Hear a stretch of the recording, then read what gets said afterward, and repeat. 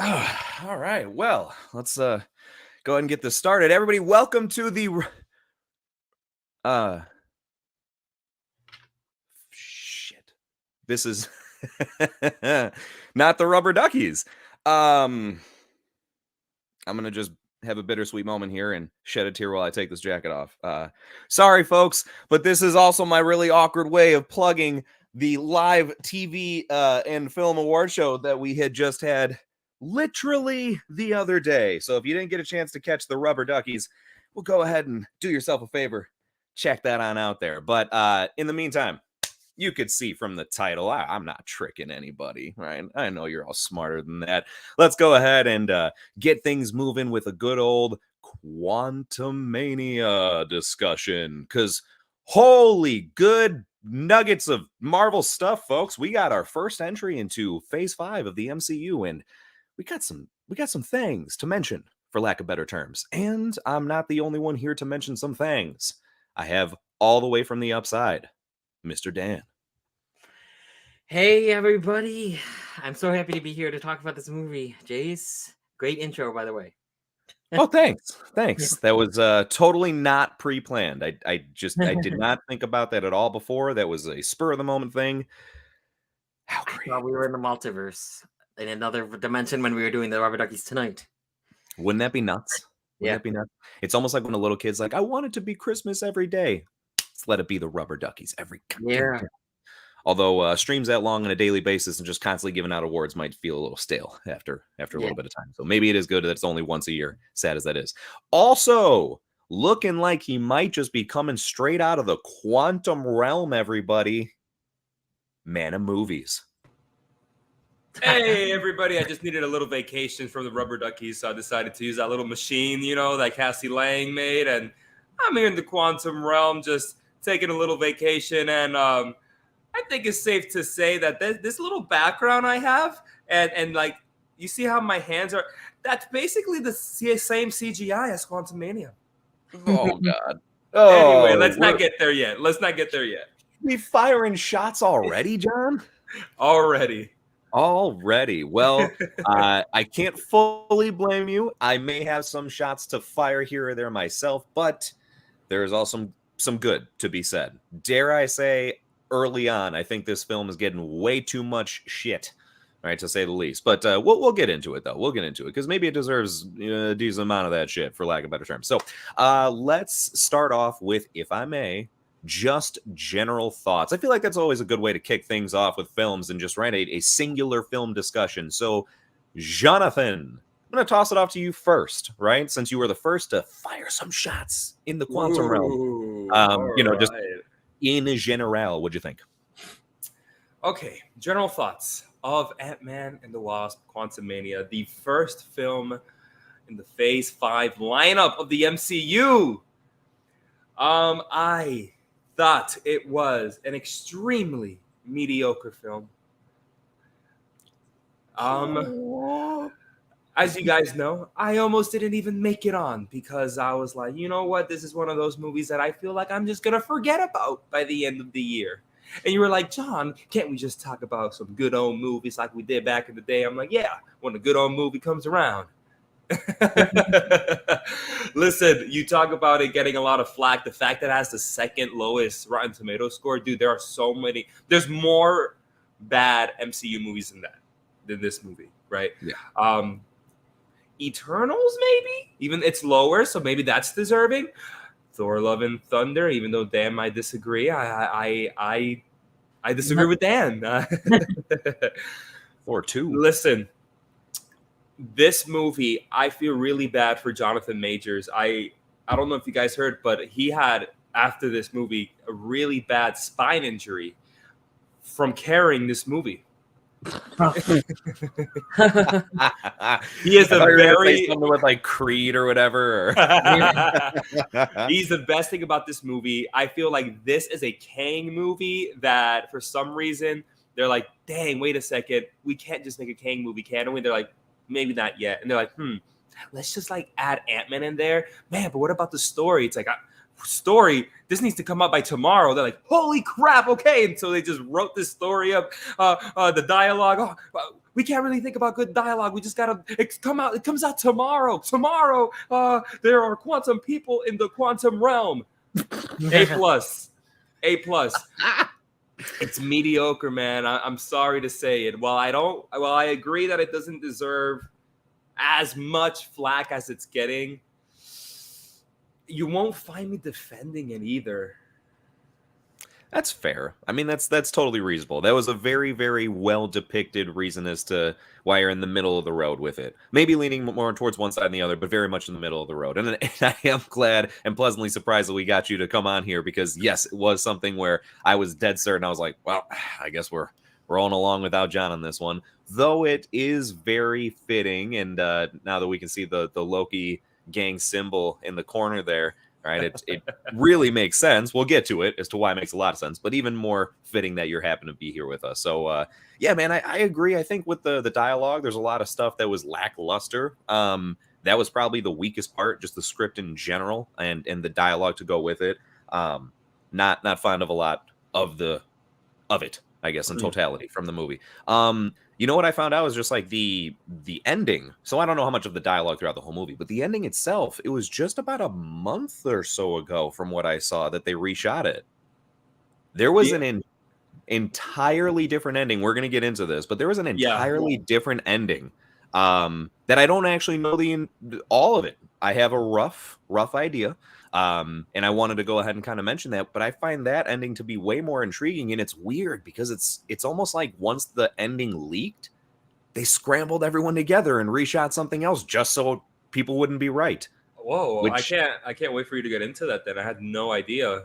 Yeah, I was going to say, if that is truly the case by any chance, obviously, you know, we have no claims to be for sure, but man, that would be some disappointing shit if they really refilmed some stuff just to make it so that leakers weren't right and people weren't spoiled. I don't know, but we'll hold that because we're still on general thoughts here for crying out loud. And Dan, I want to go ahead and get yours. So I'm like at the opposite end of John, because John didn't hate it, and I didn't love it. I'm like, I almost said I loved it a few times. I really liked it. I think it's because of the bad reviews. So I was like expecting it. I took my expectations way down. And then I had so much fun with it. The theater was packed. Everyone was having so much fun. It was funny, very entertaining.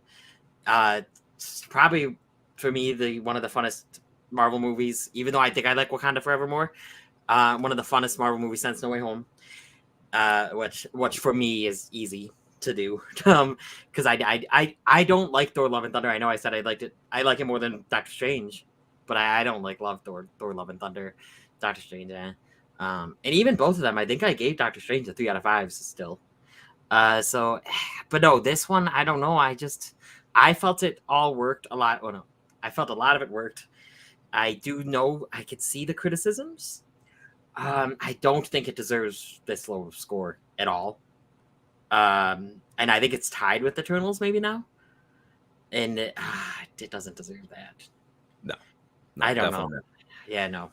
It actually kind of blows my mind given the fact that people have been willing to admit the highs and lows that come with the MCU plenty up until this point, right? Like people were, every time that a movie was coming out and someone was quick to claim it was going to be amazing just because it's the next MCU film, someone would be like, oh, it's always been a hit or miss. And then you get something here that, again, is pretty middle of the road in comparison to everything else around it, and yet it's so quick to be knocked down, which doesn't really seem to just be fitting or anything. But in total, I'm glad that you're definitely at least higher up on it, just because I'm glad we got a mix of opinions here, right? And it's nice to see the divisiveness that the movie has created, because if anything, that's always interesting too, is to create some good talking tracks from that. In the realm of further general thoughts here, it just so happens that we have some people in the chat, and just wanted to say what's up real quick to everybody. Of course, gonna condense it down to something that happens to be directly on topic here. Eric is one of the people in chat. He's saying his general thoughts: disappointing compared to what it could have been, kind of like Love and Thunder, but better than that by a bit. But like that movie, I still had a great time. That's probably what's most intriguing to me, and why I wanted to throw this up here, is a lot of what I've heard falls in the same exact category of this, of like, I had a good time, but I feel like it should have been something more in totality than what it was. And it really should have. This was something that had to kind of set the stage for what's to come. And though I do think to a certain degree it did in little tiny aspects, overall not really, right? As a big starting point, it didn't feel like that big of a starting point. Just more so another chapter in the story, which is fair, but should have been a bigger chapter. Especially on my second watch, I noticed that like nothing really happens. Yes, thank you, Dan. Thank you. I was having this conversation with a coworker of mine who's also really big into comic book movies, and we always chat about that at work. And we were talking about Quantumania, and I said, "Dude, this is what the movie is." Put a spoiler alert. Not really. The movie is there's two plots going on at the same time, plot A and plot B. We go to plot A, something wacky happens, and then they go, but wait, what about him? Who's him? Cut to plot B, something wacky happens, and then they're like, but it's all because of him. Who's him? Cut to plot A, something wacky happens, and then they go, we're going to be waiting for him. Why didn't you tell me about him? Cut to plot B, and that's the movie. Yeah. And here's the worst part. If we didn't know it was Kang, that would be completely different, right? Yeah, if they somehow managed to, and it of course would have been much harder to advertise this film, and it probably wouldn't have been a good idea overall, right, to keep this a hidden fact. But if they would have managed to not have us know it was Kang, which I think actually would have worked, because who the fuck would have suspected that Kang was going to be the main villain in Ant-Man 3 if we didn't already get told that, right? So that could have been really actually a pretty workable surprise there, because if in the film you're like, yeah, come on, man, who's this third Ant-Man villain? Holy hell, it's Kang! Like, then it would have definitely been much more effective. But it's that whole time you're like, dude, I already know who you're talking about. Can you just start to give us some juice here? Right, dude, with the popularity of Hogwarts Legacy, I was almost convinced it was going to be Voldemort himself. him who shall not be named. Yeah, we don't speak his name down here. Yeah. That was something that actually kind of, it's not something I want to divert to completely and get into a tangent about this per se, but it like really bothered me that Janet would not say anything, like how you're saying in totality. It was just a lot of him. But to a certain degree, I actually almost understood why maybe people weren't just name dropping him left and right. But it was specifically when Janet was being asked about it time and time again. Hold the phone here, Janet. You are aware that this dude that is banished here for reasons that you singularly are aware of, right? You are got the visions of his whole past here, and yet you don't feel the need to bring that up to anybody. And her excuse, mind you, is, I just wanted to forget about it. I just wanted to put it behind me and forget about it. Okay, that's fair, but you might want to kind of mention this shit. That's like Bruce Banner falling back down to Earth and then never saying shit about Thanos. Yeah. Right? You'd be like, hey, man, I know that was a pretty traumatic experience, but you probably should have told someone about that. At least pass the word along and then go work on your stuff and everything. That's so that true. was just very shocking. And then, with that importance of it, all that information combined, it's just really weird that, she just felt so needing to reserve that information for so long. At first, I kind of understood for dramatic effect, if you will, but eventually it just became very overplayed very quickly. Where I was like, all right, at least give us something here. Like, slowly leak out some information, but the fact that you're just staying completely silent time and time again and expecting the other characters alongside you and the audience to continue to take this seriously is really asking a bit much. It really shows the lacking writing in the film, dude. Yeah. No, it really does. I think there was just too many rewrites, or they just never really had the good, formula there in the first place, which I have a hard time believing. I would think that there'd be something a little bit more substantial here, and that they probably just tweaked it one too many times, but you never know, man. You never know. Yeah. However, even though it sounds like we are on a rant about some stuff that is negative, to say the least, and maybe we are, and there's probably some more to come, but I do want to at least give a quick opportunity to throw out something here and see if we would like to discuss any what we thought were positives. It seems like we've kind of hinted at it already, and I'd like to at least kind of start with what obviously is the biggest one. It's what everybody's talking about. It's the first good thing to come out of somebody's mouth, which is Jonathan Majors as Kang. My gosh, does he really bring the heat in what I would expect in the sense of like the presence? Now, I feel we were really robbed. I don't think we got enough Kang, to be honest. But I do think that he's someone that I enjoy in the role enough to where I can't wait to see more of him. Dan, what do you think of the first impression of the Conqueror? I loved him. Jonathan Majors did such a great job. I guess I'm in the minority. Maybe I not that I wouldn't want more. I didn't leave the movie thinking, oh, we didn't get enough Kang. Not saying that we didn't. I'm just saying that I didn't leave the movie thinking that. It's maybe if I could clarify and see if you agree with me here. It's not so much that I don't think he didn't get enough screen time per se. Like I feel like he was in the movie enough. I feel like we just didn't get to see enough of what makes him Kang. Like he spoke a lot. Yeah. And then he blasted a few Kamehamehas, which were dope as hell. But, you know, does that kind of help narrow it down? Do you feel like maybe that you wanted to see some more kind of like brutalness from him? Yeah. Actually, until you mentioned it though in the chat when we first talked about it, I didn't. I was like, I didn't think about it like that. But then I was like, oh, you're right. Yeah, they didn't show what made him Kang. I just knew that I was supposed to be intimidated by him because of Jonathan Majors' performance, but also because I just know he's the villain, and I just know he's the big villain and the next big bad villain.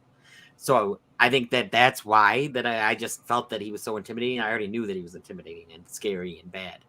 Yeah, and so that's one of the advantages definitely of like of being more of a fan like we are, if you will, right? To whatever different extents, but the whole point is we have that pre-knowledge of we're going into it knowing who Kang is, which kind of just makes me wonder from a more general audience perspective if they were able to appreciate at all as far as why he was supposed to be such a threat when it's never really brought to light how much of a threat that it is. It's something that I feel like it's not just this film. There's been quite a few that have kind of fallen into this murky waters of doing this. And John, I want to toss it to you to see if you agree. Do you also feel like maybe recently in MCU films that there's been too much of telling and not enough showing? Man, telling and not showing. There are projects for sure. Let's go back to Thor: Love and Thunder, where it was a lot of telling and not showing, especially like with gore, right? They kind of rushed that and they wanted us to feel a certain way about him. But dude, I think about Multiverse of Madness and how that was all built up through WandaVision, and that's a good example of things being shown and not told. Right. But with Antman, it's almost right in the middle with me concerning Kang, because we are told so many things about him, but we do see some of it. And so maybe that's where some of that things being told and that shown comes in, that we only see some and not all. We get these little snippets of a vision from Janet as she sees the Conqueror conquering worlds, timelines. And while we see it happening and we understand what's going on, that's all we get. And then the rest is just being told to us. So recently, I'm going to be honest with you, Jace. I'm going to go ahead and I'm going to say I'm split there. I see the point of, yes, they are just telling us and not showing us, but there have been some great examples of them actually showing us recently.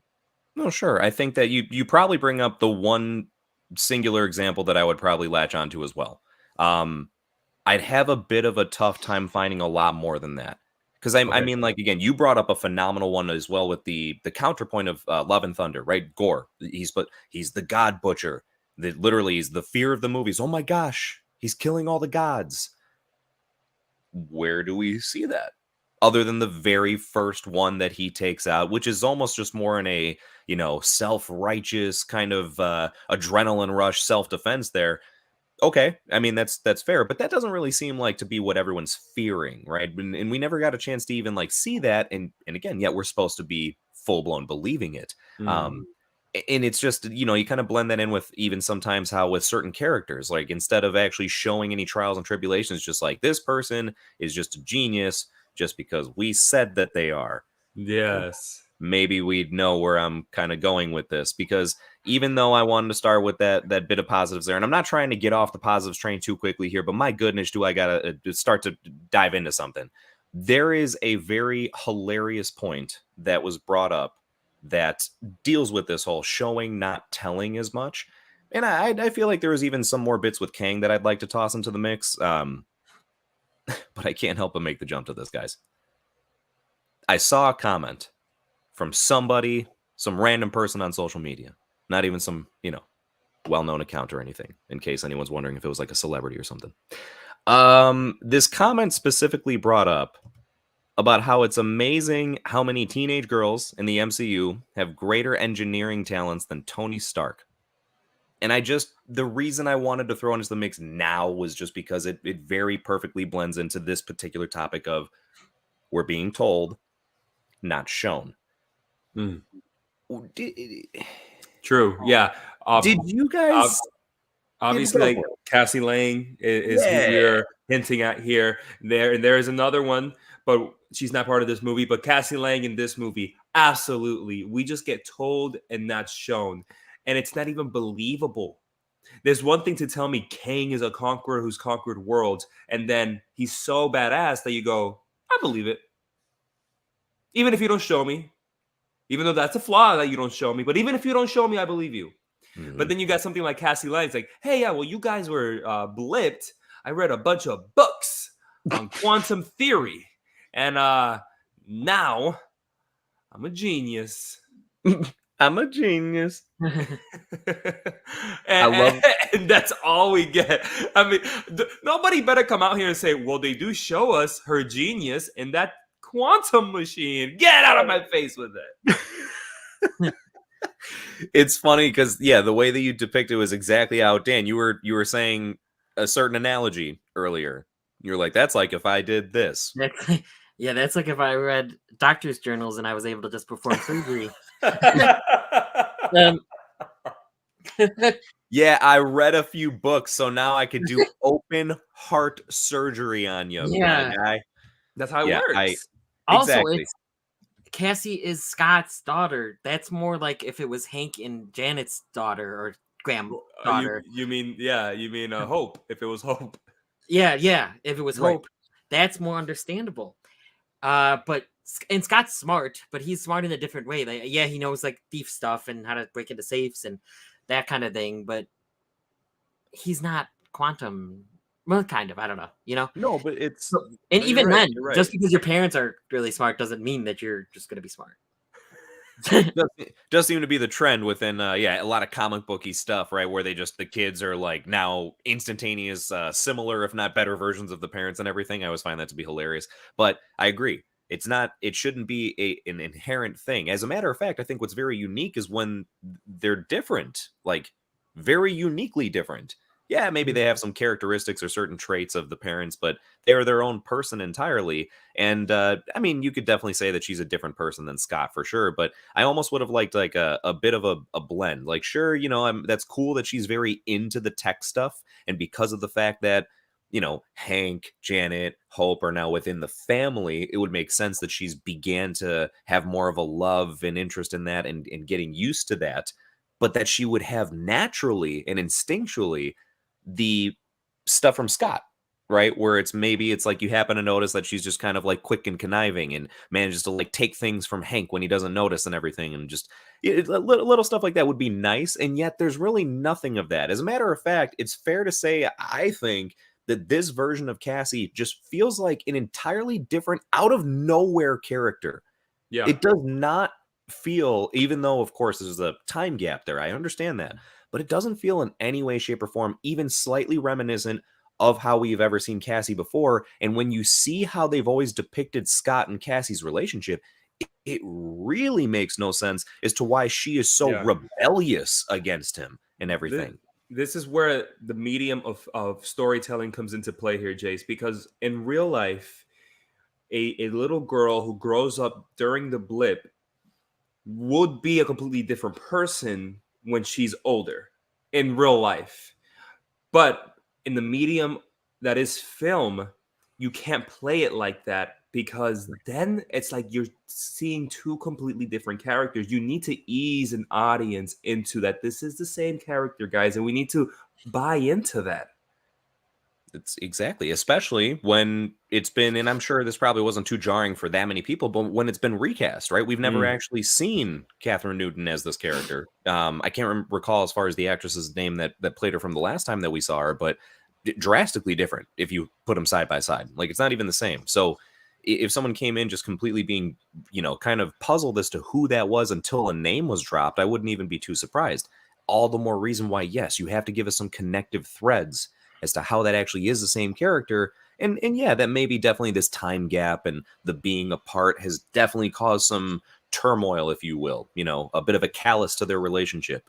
But you can't just simply like throw out some passive aggressive insults here and there and expect that to be like, clearly there's been some stuff going on. I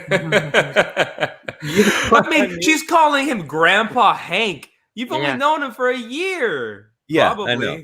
That was a bit that was interesting to say the least. But then also, as far as back to the fact of like, I do want to, of course, give credit where it's due to a character like her to be able to come up with something so masterful with so limited ingredients, almost, if we want to call it, like kind of circling back to the whole being a amazing engineer here. But it really just kind of is something that I have a too much of a glaring issue with it, because I think it starts to stomp all over what we saw come before. When you consider her being able to build this in a basement out of what seems like, I don't know, very minimal resources and stuff. And then you see what Riri Williams did in Wakanda Forever with her Ironheart suit, right? The one that she made herself before she got the advanced one towards the end and everything. When you take that stuff into consideration, hold on, I'm sorry, I can't say this, or I can't help but throw this out real quick, because it says it's a spoiler discussion. So thank you for stopping by and appreciate the comment, but that's why we're spoiling. But anyway, so when you take that stuff into consideration, right, it kind of undermines and demeans, in a way, a lot of what's come before when we see like the big mind people, the smartest people in the MCU that we know, a la Tony Stark, Bruce Banner. The stuff that they've had to do before is kind of just like, oh, maybe they weren't that smart. When realistically, it's like, no, there's a reason that they always showed it like that, And this is what I mean. It used to be a big focal point. Even if it was kind of like, a laughable, boring part of the movie, there was always these montages where it showed people that were working on stuff, right? It would show like Bruce Banner again and Tony Stark like drawing on a the erase famous board. Tony Stark Iron Man scene of him hammering the thing, stuff like that. And within that, what do they usually show? A bunch of like trials and tribulations and stuff like that. You know what I mean? Like people succeeding, you get one step closer, but it's not a complete success. They get, the formula's getting a little bit closer, but then all of a sudden, boom, it breaks apart and fails and disintegrates. They got to start from scratch. It's nice to get even just a snippet of that, because it makes you then furthermore appreciate when they actually succeed and complete what they're trying to do, as opposed to just, hey, what's up? I'm a girl that has no connection to Iron Man whatsoever, right? Not inspired by him. He's not my hero, nothing. But I built an Iron Man suit out of car parts. Isn't that cool? Super. I went to college. Whoa! Yeah. It's you tough. Go to the quantum realm too? Yeah. It's tough because, like I said, I want to give them credit where it's due. It's not trying to completely like shit all over the fact that they can do what they do. It's more so harder to appreciate from an audience perspective without being shown a lot. I'm a lot more forgiving on Riri Williams concerning that she's adapted from Riri Williams from the comics. So we know that she is this character. Yeah. So I'm a little bit more forgiving with her, but it's Cassie that really got me like, what the heck? Exactly. Yeah. I'm a little more forgiving with Riri as well, because we didn't know her before this. We didn't know her true. Yeah. We didn't know her in the MCU before that. So it's like, we didn't see it. Like John said, though, we expect. Yeah, for all we knew, like she also found Hank Pym's notebooks and started reading them when she was like 5. Well, at least to kind of circle backwards, and I know it's something that could have been thrown out earlier, but to draw it all backwards, I mean, I didn't want to focus on that point too much, to the fact where all of a sudden it seems like that's something that ruined the movie, but it's a jarring element, that's for sure. Yeah. And again, with circling back to Kang himself, I think that pushing the Cassie stuff to the side, because take it or leave it, it is what it is. But the only thing I can't stress enough, as far as like when Dan was bringing up, we know who Kang is, and therefore we feel differently about it. And I brought up about how like the general audience may not, and how that has to feel. And I'm actually kind of just curious, as far as like, I don't know if anyone within the chat or a comment down below if you're watching the replay, you know, if you're someone that's not as much of a fan of the MCU, which maybe you wouldn't be watching this if that was the case. But do you know, did you feel invested with Kang as a truly imposing villain? Did you feel the threat or the stakes of if he got out, some shit's going down, right? Because I don't think that it necessarily hit the way that they wanted it to. To toss this question straight to the chat. My brother is one who doesn't really know the comic book lore. I'm curious to see if he could answer that question. If about Kang, if he was as invested in Kang, not knowing what he was all about. Because I know the rest of us, we do to an extent, right? No, not to a larger extent, a smaller extent. But I mean, when you kind of take into consideration, I'm trying to more so circle around what would there be to take away. And John, you were saying like, hey, we see some stuff with Kang. Sure, let's break that down. What do we actually see? We get some kind of, as we mentioned, some blurred together images of Janet's vision when she touches his ship. What does that even in itself really encompass, right? Like, what do we actually get from that? You see more, he looks angry. We could definitely tell he's probably like, blasting away at some stuff. But do you see anything he's blasting? Do you really see much around him? No, it's a lot more of us theorizing what could be happening. Yeah. A lot of the fun is in that theorizing. But sure. If we recollect for a second, there isn't much substance there. Well, and that's kind of, I guess, my point is, even though it's fun to leave it to what the mind could make up, that to me, that's more effective of like, hey, if you have a monster in a horror movie and you want it to be really, really scary, then maybe it's best to not completely show the entire monster or not show it for a while, because it's leaving it to the mystery of the mind of what it could be. And maybe the reason why you don't ever show it in its full entirety in the full light is because you want people to always wonder, like, what the heck did that thing really look like? This, on the other hand, is you have no choice but to be very direct. And I think you have to be crystal clear in your translation of what you're trying to put across. And this was truly their first opportunity to, again, let us know, why is he such a big deal? What's the purpose? Why is it like, hey, people are calling this guy the next Thanos? Why? Now, granted, with Thanos, it was a very different introduction. He was slowly sprinkled in over time and stuff, and that's fine. But since they're doing a completely different approach and giving us just a full Kang movie, great. I love the different approach. Once again, though, you have to really give us something to be able to sink our teeth into. I brought up before, like, how could you not just quickly show him, like, killing different variants of Avengers? That's what I was gonna say. You know what I mean? Just enough to where, like, you can't really tell. Thanos himself. Exactly. Show him fighting different Scott Langs. That's what I was gonna say. Or the back of Antman. She sees the back of Antman being killed. Yeah. She's not sure if it's Hank. And how much more would it have added to know that out of all the Ant-Mans that he's killed, our Scott Lang was the one to defeat him, quote unquote. Right. Yeah. That's all my is exactly. It's one thing, even if he would have said, I've fought countless Ant-Mans. I mean, he literally said, I've killed so many Avengers, you all blur together. That's great. And that is cool. Like, hearing him deliver that line is really cool, that he can't even tell which Avenger it is because I've killed so many of you. Though something tells me he'd be able to at least probably somewhat put him in his place.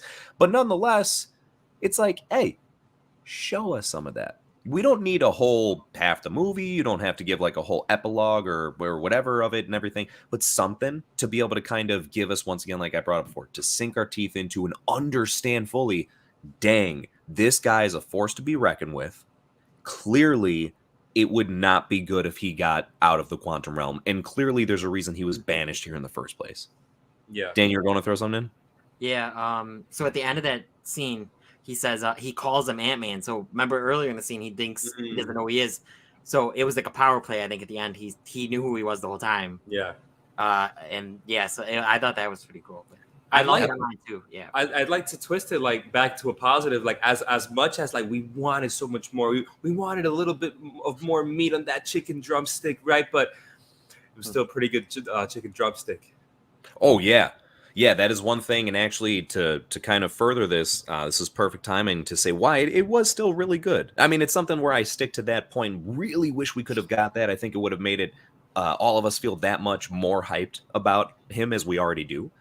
But it looks like your brother responded. So he was saying, well, me not really knowing much about Kang in the comics, the first time I saw him on screen, I could already tell, like, wow, this guy is for real. And I think Jonathan Majors did an amazing job, which is super pleasant for me to hear. I could not be happier, because knowing who Kang is, I do want people to take him seriously. He absolutely, from a comic level, is a Thanos level type of villain. So it makes sense that they want to introduce him as that. So I'm glad that there was a pleasant impression right off the bat there. Because let me tell you what, man, I would have been disappointed more than anything else if Kang wouldn't have been a good Kang in this movie. Yeah. What do you think is the moment that gave it to you, like where you're like, dude, this is the guy, right? What's the top Kang moment that brought it to the table for you here? For me, it's that prison scene where Scott Lang's on one side, Cassie's on the other side, and he's like threatening, like he's gonna kill her, and Scott's almost like trying to call his bluff, and Kang is not even like, he's like, dude, I know you're gonna try and call my bluff, like I get it, and you're gonna be heartbroken because I'm gonna kill your daughter. like oh, okay, that's terrifying, because it's one thing to have like a hokey actor be like, I'm going to kill her in front of you. No, like he's human about it. He's human. He's like, she will die. He's like, okay, I believe you. Yep. Especially, there's the part where he brings up about like what he specifically is like, I'll kill her in front of you and then bring her back and then do, and like over and over and over until you beg me to kill you. And it was like, jeez, my guy. And he like delivered, like you said, such a, and it's done cool, almost like way. Yeah, like it's done in like, I'm not a good guy, but like I don't want to do this. Yeah. Like I don't care. Not because he's a good guy. He doesn't want to do this, but maybe for other exterior reasonings. But he say, I don't want to do this, dude, but I will. Mm-hmm. And that's what I'm like. I believe you. Then I believe you. It's not a bluff. So for me, it was that prison scene, and even the score booming in the background. He comes in with the blue face shield, opens it up for the first time. You see the scars. So badass, bro. That was, man. That was. And I agree, that scene's very intense. It's amazing how any prison/interrogation scenes throughout just about any movie seem to be always like some of the top scenes of the movies. You notice that? Yeah. Like any jail scenes, any of that type of, I don't know. I noticed it across the board. It seems to be some of the top stuff. Dan, what was your best Kang moment? There's a couple. So I love the prison scene. I also love when he pushes MODOK against the wall and says, "Don't talk when I'm in the room." Yes. I thought that was really good. I loved it. Seemed so intimidating and like such a power move when he called Pope Jelly Bean at the end, or near the end, when he first sees Hope, he calls her Jelly Bean because I really liked that. I love the last fight, and I love how he's kicking the heck out of Scott and everything. I just thought that was really well done. Yeah, I like how realistic that part is as well, because he is so overpowered in the whole movie where he just moves his fingers like this, and people are freaking like splatting onto the walls and whatnot. But we get to know that it's because of the advanced technology that he's created from thousands upon thousands of years in the future. And at the very end, all that technology is either broken or completely off his person, so he can't just go like this to Scott. He's got to fight hand-to-hand combat. And while he kicks the crap out of Scott, we know from the first Ant-Man, Scott's done some training, so he can fight back. Right. Yeah, exactly. Well, see, we get our proof from being shown, even in just snippets, that it's reasonable that he'd be able to hold his own a little bit in a fight, as opposed to just like him dropping a line about how he took some kickboxing classes a few years ago. You know what I mean? He read a kickboxing book. It was a Hank Pym's basement. Now, how to kickbox for dummies. And I love when Paul Rudd said, "Don't ever touch my daughter again," even after all that. Yeah. The prison scene, Yeah. Yeah, that was definitely something. It was nice to see that different side of Scott within this. And it seems that we are not the only ones that feel that there is a positive impression left by Paul Rudd's performance. Because Eric's saying, I think Paul Rudd is also really great in this movie. I mean, he's always great as Ant-Man, but I think Rudd's performance also sells Kang as a threat as much as Majors does, which is fair. I think because of the fact that he really puts him in his place. Like, you definitely can tell that realistically, Ant-Man should not be able to hold a candle to Kang. And for most of the movie, he really doesn't. And I think actually that's also, I have mixed emotions about this. It's kind of one of the few things that I also don't care about is the way that Kang was taken out. And it just kind of feels like, but would they have though? Right? I don't really see that taking place. It would have been cool to see a very, very good battle, fight tooth and nail right up until this last moment like they did, but then somehow have Kang just kind of escape if, to whatever capacity. I kind of put it back to him not having his technology on him because it all kind of broke and tore off his body. And I hearken it back to that. And I also hearken it back to he's not dead. He's not defeated. You think that Kang is still alive? Oh, bro, I would bet my life savings that that's I was mad if this King that we know now is dead. I was gonna be mad. I honestly think this is the main big bad Kang. So, you ready for some like real sweaty, nerdy, ridiculous shit? Ooh, let me get a towel. Yeah, get yourselves prepared. So there's all speculation. It's rumors. Okay, so for anyone listening live or afterwards, please just don't take this with a grain of salt. I guess is all I'm trying to say. A big one. There are rumors that basically what Kang got sucked into is the battery of his ship. Right, it's a multiversal battery.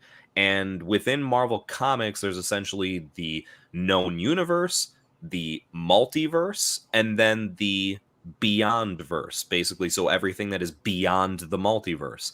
And essentially, there is a race of beings that like exist there. They're just known as the Beyonders. And they're literally the most powerful shit in all of Marvel Comics, basically. There is a character singularly known as the Beyonder. Completely different character. It has nothing to do with Kang, but plays a pretty big part in as far as Secret Wars, which is what they're building up to. People believe, because they've done this with Marvel Comics stuff before, where they kind of like blend different storylines or, switch stuff around to what fits their specific MCU setup. People believe that Kang essentially just got sucked into the Beyondverse, similar to how Yellow Jacket got sucked into the quantum realm and didn't die, just became MODOK, right? So they think he got sucked into the Beyondverse, and that within the Beyondverse, he's going to like be able to essentially be absorbing the powers of being within there. It's a very weird. This is where it gets real, like again, sweaty and comic book nerdy stuff, but absorb the powers of there. In other words, being able to come back as a much more fierce, stronger version, where he not only has technology at his hand, but like powers, like legit powers potentially, but that he would be taking on the title of the Beyonder in the MCU. So right, it would be a very big flip on what it's known as in the comics. But to be honest, even though it's like a bit jarring, it's kind of cool. I don't really mind the concept of that, of him going, he's still Kang the Conqueror, of course, but that he's been in the Beyondverse for so long, and now he's really just considered to everyone else there the Beyonder. And that makes him just that much leveled up of a threat, if you will, right? It's basically taking like Thanos, which is where he's at right now, and then giving him the Infinity Gauntlet. That sounds cool. I thought you were gonna say, before you said Beyondverse, I thought you were gonna say that there's a quantum realm in the quantum realm. So there's a quantum realm, but no, that sounds really cool. I would be down for that. I'd be down for that, but with enough changes to make sense within the MCU and for general audiences to understand. Yeah, I think the best part is a lot of general audiences probably don't know enough about the actual Beyonder or the Beyonders or the Beyondverse to even have much of a comment on it. You know what I mean? So I think that would probably work heavily in their favor here. Would Cassie say there's beyond people in the beyond realm? Probably,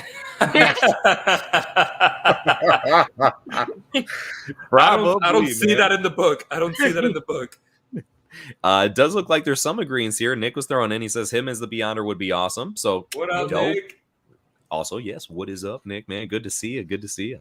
And yeah, I do once again agree with that direction of a storyline. I wouldn't mind if they decided to go with that and everything. So, it's something that obviously, again, take it with a grain of salt. Big rumor, but it does seem to be matching up because I'm right there with you guys. It'd be weird and shocking if they built this up the way that they did, as if he's the most evil Kang, only to have him die in this movie and then never to be seen again. That just really doesn't sit right. Especially when we have 2 years till Kang Dynasty, you really need to focus up on a character to develop for the next 2 years. Also, they kind of did that a little bit. I mean, it was great with Thanos because technically Thanos' endgame is Thanos before Infinity War.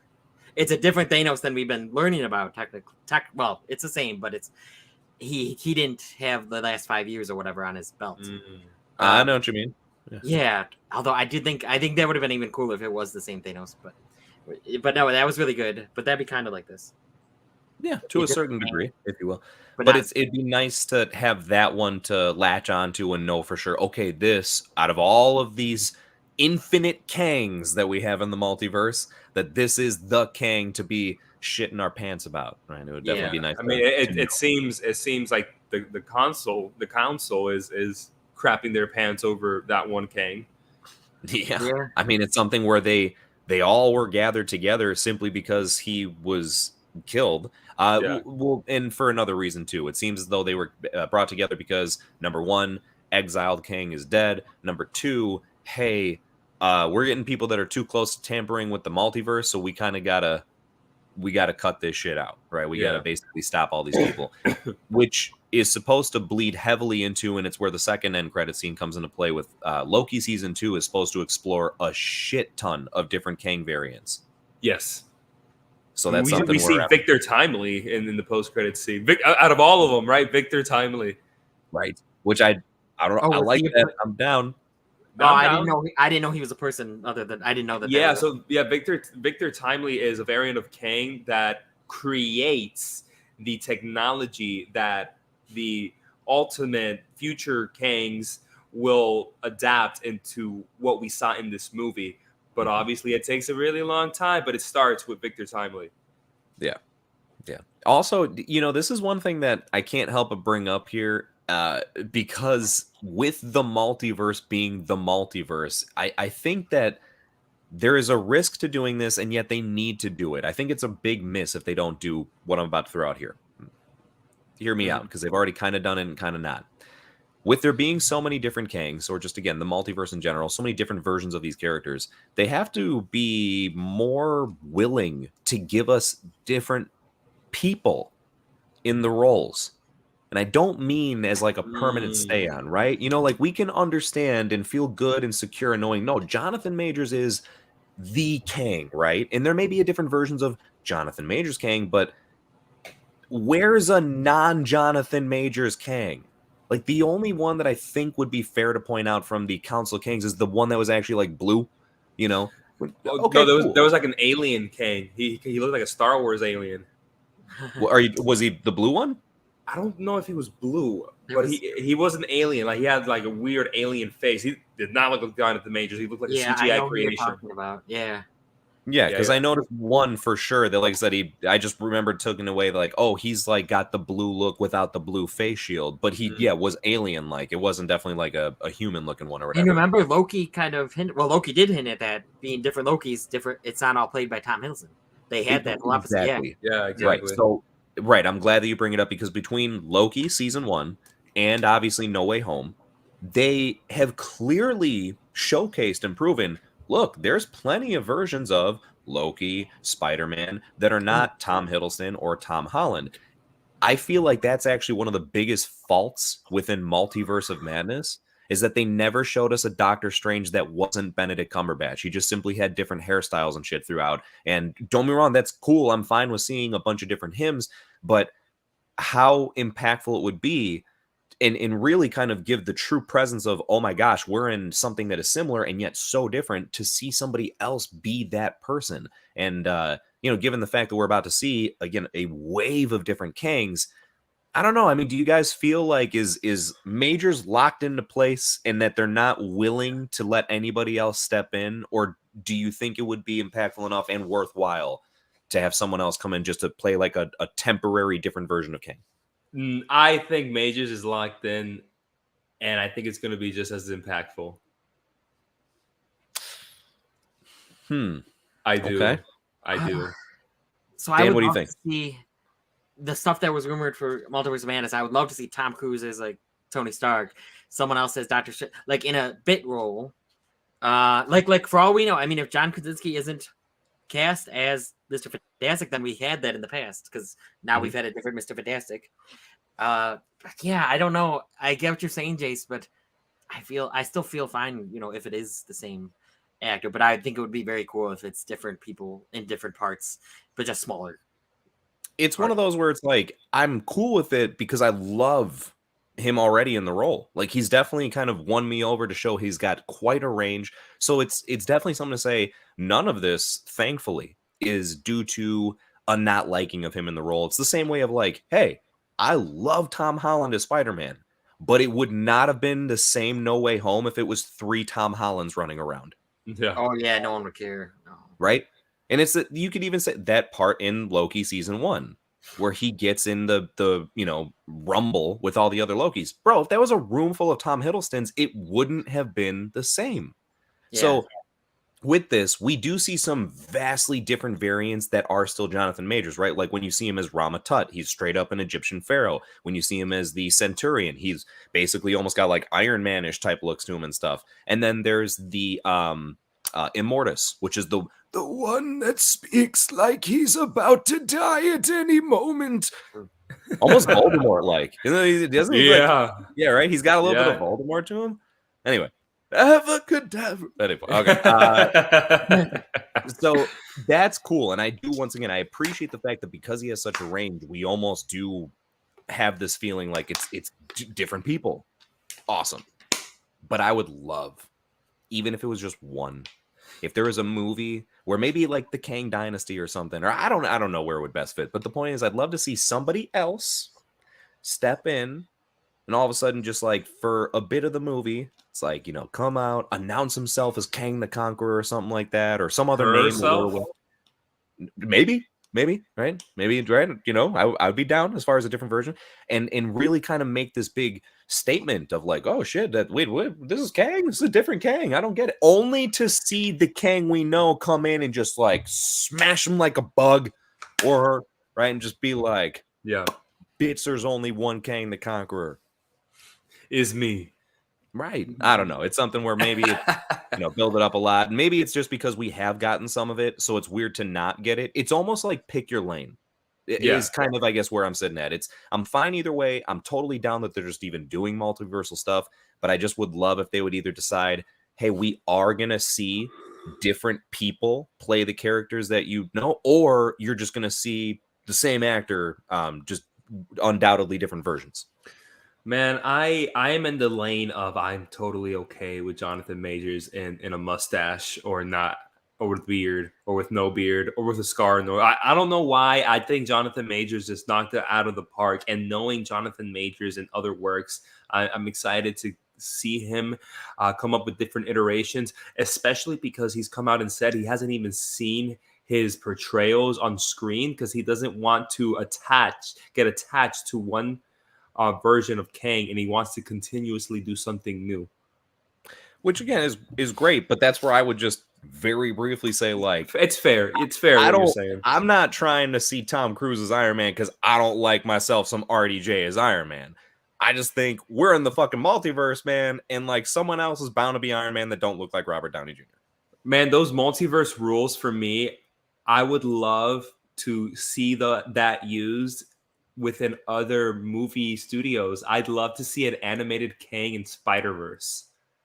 You know what I mean? Yeah. Especially since Sony and Marvel have that partnership with Tom Holland Spider-Man. And now with Kang Dynasty and obviously Secret Wars coming up, a rumor going around that Tom Holland Spider-Man may be the lead of Kang Dynasty. Wouldn't it be so cool that they somehow involve the Spider-Verse that way? And across the Spider-Verse Part 2, we get a post-credit scene of Kang the Conqueror kind of going toward the Spider-Verse and like destroying it. They need help from somebody, and that'll be Tom Holland Spider-Man. Man, I'm writing this crap, man, for free.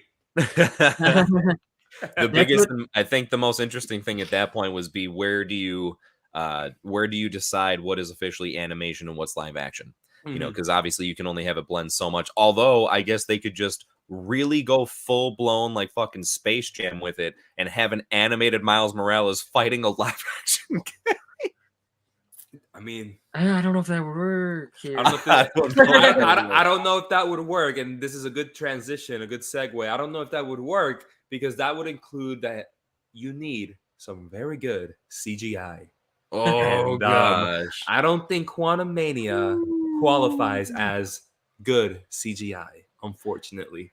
So well, it's funny. Yeah, go for it, Dan. I actually like some of the CGI. I thought actually some of it was really good. I was surprised. I don't know. Some of it I noticed that was bad, but I'm bad at noticing. I think CGI. But I don't know. I really liked some of the imagery and the visuals, and they were flying, and that was cool. Especially, I thought in the trailer it looked better when they were flying than in the show, but in the movie. But I don't know. I liked it for the most part. Okay. I'm right in the middle. I think it actually wavers back and forth. There are certain moments, like certain creatures that exist within the quantum realm are magnificent looking. Like they're really, really cool, and it's believable enough looking. Like, yeah, I know that's not real, but right, I'll buy it. I'll take it.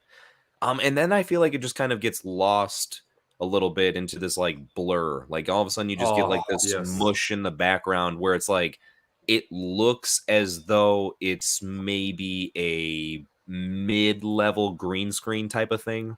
Like, you know, it doesn't look too amateur, but it definitely doesn't look as professional as it should be. Like, you know that they're standing on just a small green screen and that there's just a bunch of shit being animated in the back. And that's kind of where it's weird is like that it falters or fluctuates like that because some stuff, again, beautiful. Because they used whatever room the Mandalorian uses and how they do? Yeah. Not well. For Quantumania, they use that. So that's why I expected it to be better because dude, I could see that just because it gives the scope. Okay, so like to be fair, the same way that Mandalorian, when they use it, it makes you feel like you're more in a fully encompassed area, right? Yes, it does feel like they're in a fully encompassed area instead of like a corner of a place, if you will. But that doesn't change the fact that the actual animations and you know graphics behind them and all those images are just not really as good as they should or could be all the time. Like again, it's weird sometimes. I think it's like, holy shit, man, this is so nuts. Look at this, it's amazing.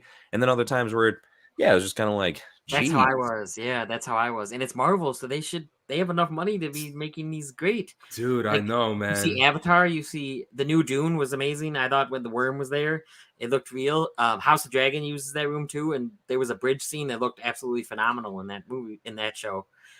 But here they didn't use it as well. I really hope that with the news that Kevin Feige, he's going to start pulling back on some things, on some movies and TV shows and delay some of them so they can focus up on them some more.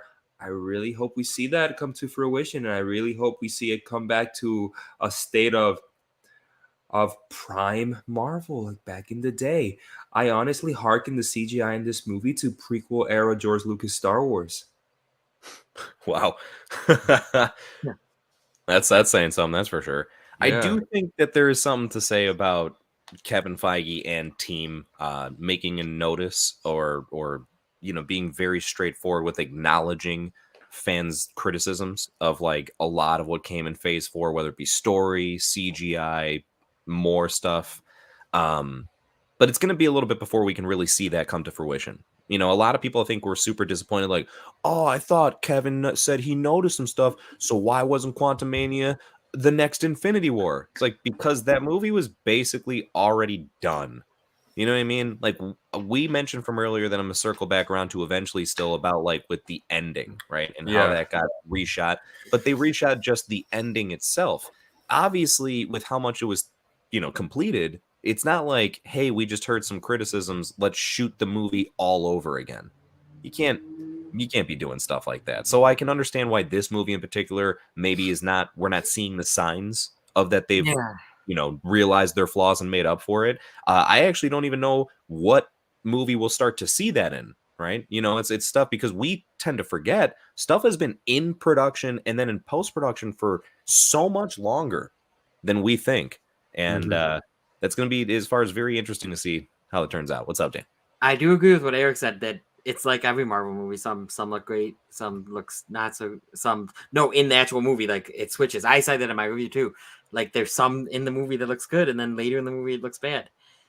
Although, and I wonder if this is because it was trying to be Wakanda Forever. Like, I felt like it had better CGI than in a while than Marvel's had. I mean, and even Wakanda. But I wonder if they're just putting more effort into No Way Home and Wakanda Forever because they know those are going to be giant movies. Maybe you could be right there. Dude, there is this one scene in Quantumania that made me chuckle in the movie theater, because it's that scene where Cassie shrinks for the first time in the quantum realm. Oh my god. And they didn't even finish that CGI. She's like hopping like a little green soldier man.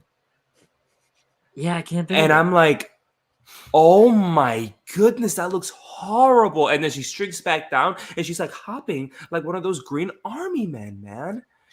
How about the fact that that's already bad enough? But are you referring to, like, so when she first shrinks down, first has the suit, right? And they're like in the fight, and then yes, teaching her how to like throw the punch. Like, okay. That's it, yeah. Can we also like break down that moment for just a moment? Because this is what I mean. Take into consideration the severity of what was happening in the background, right? The whole thing is you have this civilization, small civilization, it seems, of people that are like, hey, the whole reason we don't want you to here is because he's going to be looking for you, right? Kang's going to come and find you. And then he does. And it's like, oh shit. Like, to everybody else, they're like, fuck, we got to get out of here. Like, we're not safe now. We're all going to die. And then they all start to die. And then what do we find appropriate to squeeze into that moment? Honey, no, you have to push, then punch. You got jump, then push. You got to hop, then skip. Shrink and then do that. What the fuck is happening, man? There's people dying behind you. Yeah. What? I don't know, Jace. What is it? Like, so then she's not supposed to do anything to help? No. Whoa. It's the writing. Yeah, no, Jace, that's not what I'm saying. I'm saying, like, if he can't teach her, so if he can't teach her, then she can't do anything. Is what I mean. Was clearly still doing something. It's not about the teaching moment, but more about the comedy interwoven into the seriousness of the situation. Yeah, that is much, much more exactly the issue there. Because it would have been fine if there was some way to, and it would have been tough, right? I give credit. It's not like it's easy to write everything, but nonetheless, it's also sometimes easy to decide that this wasn't the right way for it to be written. And I guess that's where the thought process comes into play. Is I feel like if there were to be that type of moment and you want it to be something where there is a teaching moment within there, you gotta keep the tone of what's happening around you.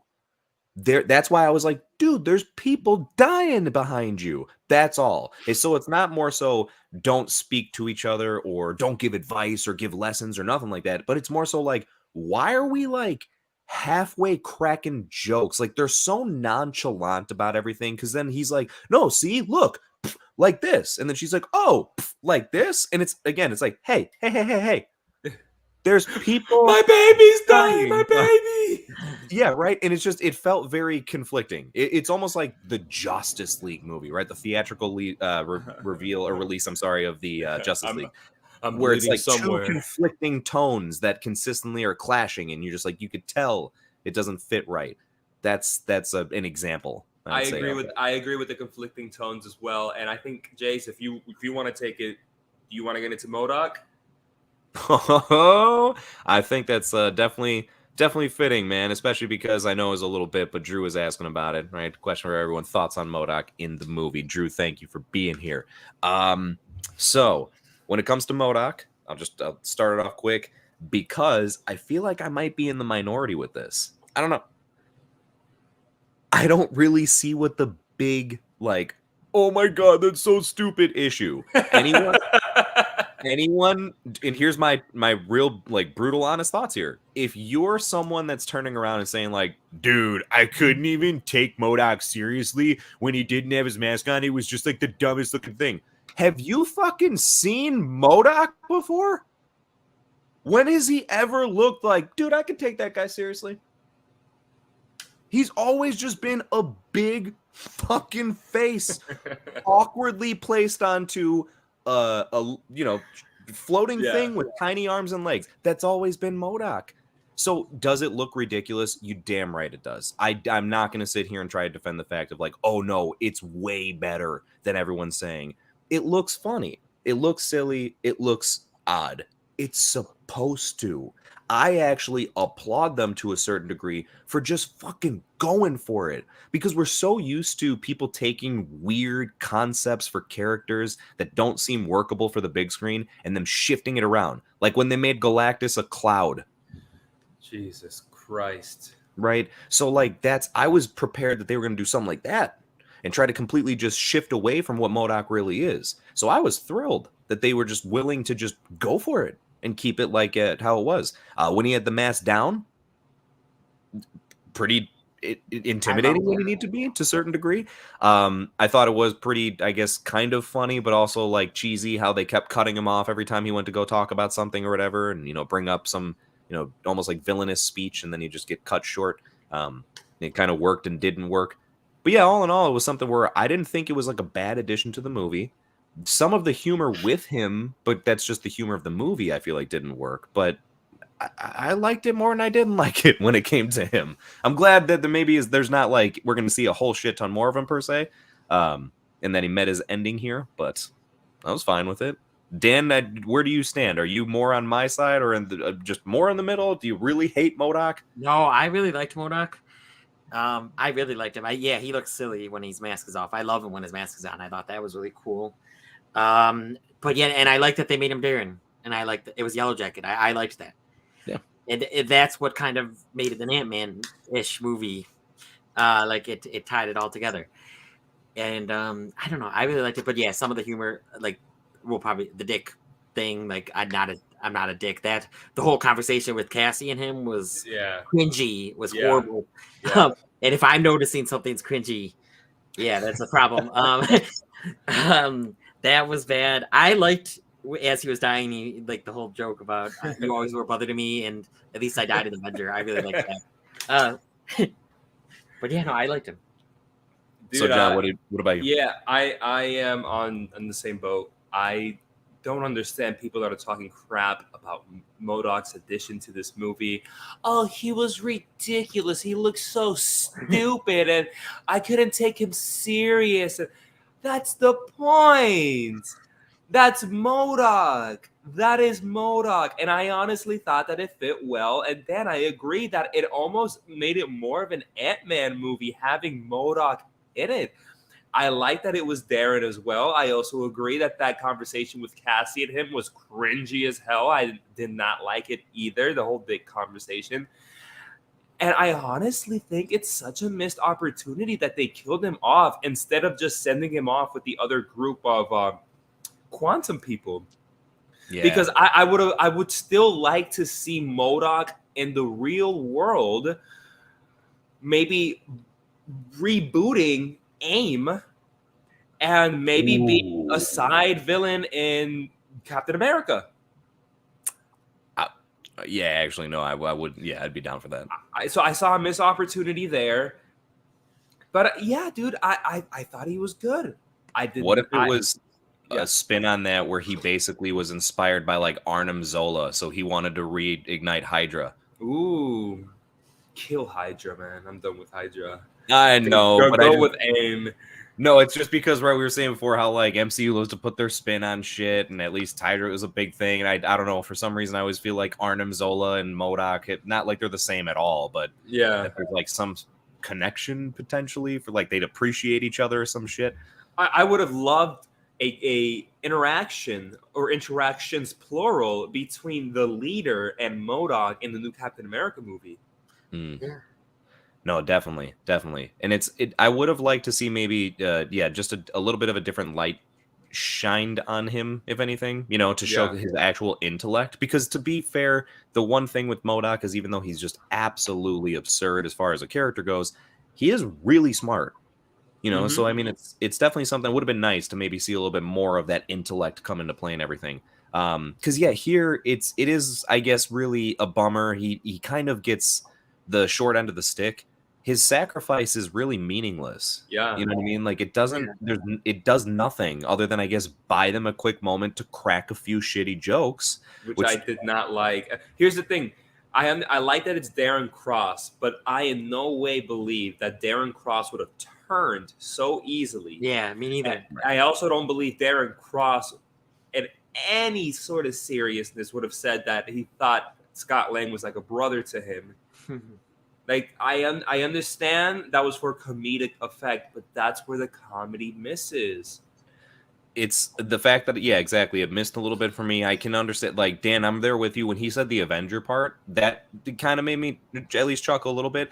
But this is actually where I go right back to it's weird because it's not even as much the jokes themselves, it's the fact that didn't we just have some really, really serious shit taking place like 30 seconds ago?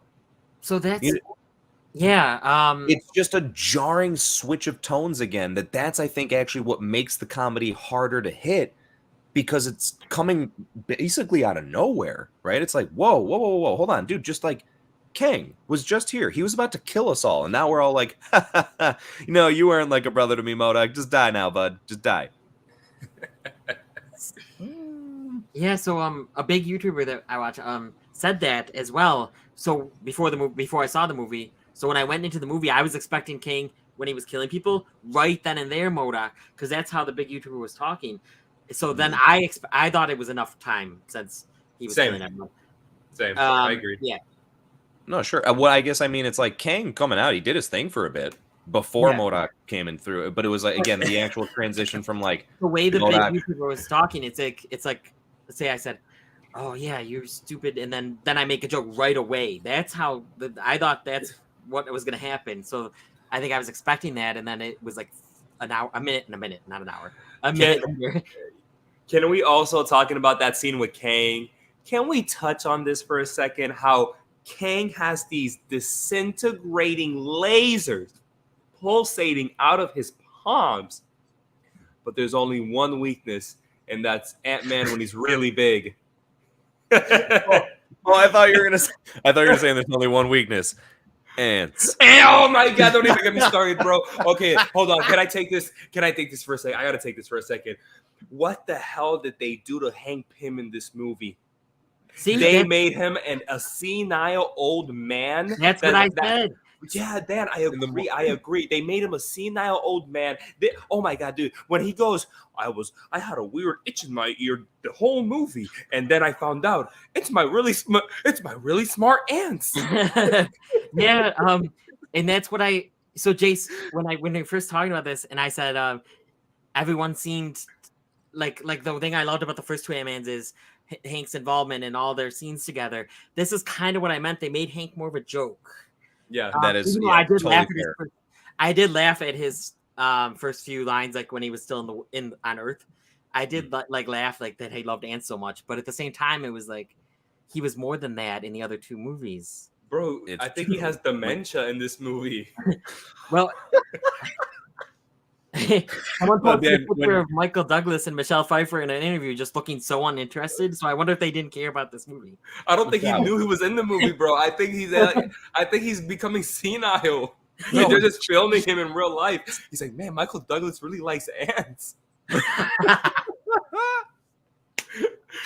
Oh my gosh. No, Dan, when you made that original comment, and at first I remember it being like, no, I mean, like, I thought he was in the movie and played it, and then the more I thought about it, it was just like, no, it's like, but hold on, what did he really do other than be like the herder of the ants? Yeah, like you said with King, he had the screen time, but he didn't do much. Yeah, no, it's true. And Hope wasn't. I don't know why this was called and the Wasp. Hope was really. Hope wasn't in it much. Yeah, you're right. He was important in the end. And I did. Are we going to talk about the end? Actually, yeah, no, this is, I swear to God, you read my mind. This is perfect. Yeah. Yeah, No. because that's what I wanted to throw in here, was just the ending. And in regards to, I guess, Hope saving. Yeah, wait, would you want to start off with something? No, I'm going to talk about that, but you can go. Okay, so basically, I guess let's start here. Make this a fair, clean introduction to this specific topic. The ending, okay? The original ending, which apparently is still out there. Like, you can find the it's not that they leaked the script, they leaked the translation from, like, apparently it was going to be playing in another movie, so they had to translate it and everything, get all that. So there's that, which is close enough to the script in a way. It's just the dialogue, though. That was leaked. And based on that, people were able to gather what the original ending was, which was that Scott was going to be stranded in the quantum realm. So there was a couple of other things kind of mixed into play, but that was the biggest thing. It was like this holy crap moment. Like, the hero may have actually kind of lost, more or less, in a way, because of the fact that he was going to be trapped there. It was going to create a whole, big kind of issue to have him come back to hopefully be there for Secret Wars or sometime in between, whatever the case is.